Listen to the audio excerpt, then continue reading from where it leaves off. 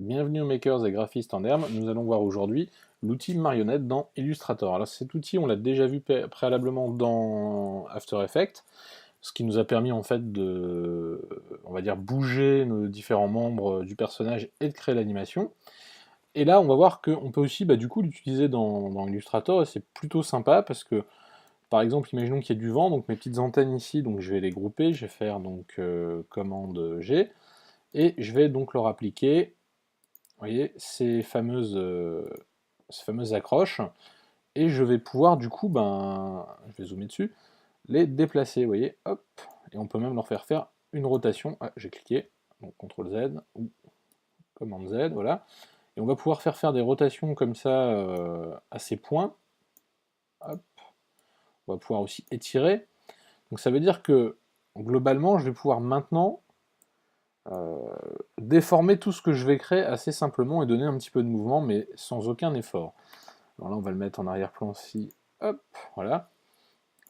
Et du coup, pareil, je vais faire la même chose sur la deuxième antenne, hop, et je vais déplacer mes points, vous voyez, hop, et je crée un petit peu de mouvement. Hop là, tac. Donc il va falloir y aller avec parcimonie, parce qu'effectivement, le maillage qui est créé, les mèches là, peuvent parfois, entre guillemets, elles ont leurs limites, donc il faudra créer des points supplémentaires en déformation. Idem sur les bras, ça veut dire que mon bras ici, donc je vais le faire avec l'ensemble, voilà, on va le grouper, hop, je reprends l'outil marionnette, hop là, ah bah non, je vais rester là, ça veut dire que là, vous voyez, je peux m'amuser maintenant à déformer l'ensemble, et à commencer, je dirais, à donner un peu vie à mon personnage, ou en tout cas lui donner des mouvements, même si on est figé. Hop, je vais grouper, même chose, même combat, hop, hop. Donc c'est un outil plutôt sympa, plutôt pratique aussi, puisqu'il va vous permettre de gagner un petit peu de temps. Hop, et imaginons que mon personnage ici ait le pied posé en fait sur une boîte, hein, tout simplement. Hop, je vais mettre la boîte ici, tac, il a son pied posé là, et je vais pouvoir maintenant, tac, venir lui poser le pied, tout simplement. Alors là, pareil, ça va être la même chose, il va falloir en sélectionner plusieurs en même temps. Zop là, hop, on va le bouger aussi, ça va reprendre un peu forme humaine, si je puis dire, vu que c'est un robot. Hop, et on va pouvoir comme ça déformer très rapidement les personnages ou toute création et leur donner vie. Voilà. Donc il n'y a pas grand chose à savoir de plus.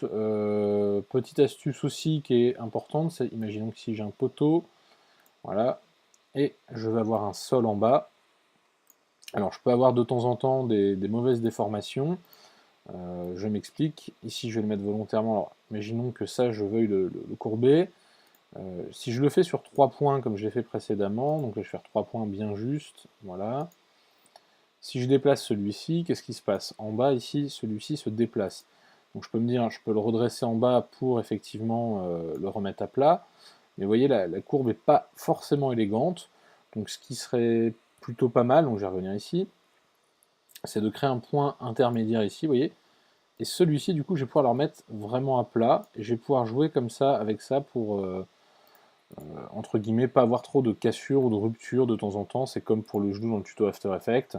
Ici, en fait, plutôt que d'avoir un seul point, je suis venu en mettre deux, de façon à avoir tout simplement un truc un petit peu plus haché au niveau du genou quand je coupe. Alors ici, ça va pas agir tout à fait de la même manière, mais ça permet effectivement d'avoir parfois des ruptures un peu plus douces ou un peu moins, je dirais, déformées. Voilà. J'espère que ce petit tuto vous aura plu et j'espère que vous avez découvert un outil que vous ne connaissiez pas. En tout cas, cet outil est plutôt pratique et vous voyez qu'à partir d'un simple petit dessin, très rigide au départ, finalement on peut lui donner vie et un petit peu de mouvement sans faire aucun effort dans Illustrator. N'hésitez pas à partager, à liker aussi, et à très bientôt pour un nouveau tuto sur Illustrator.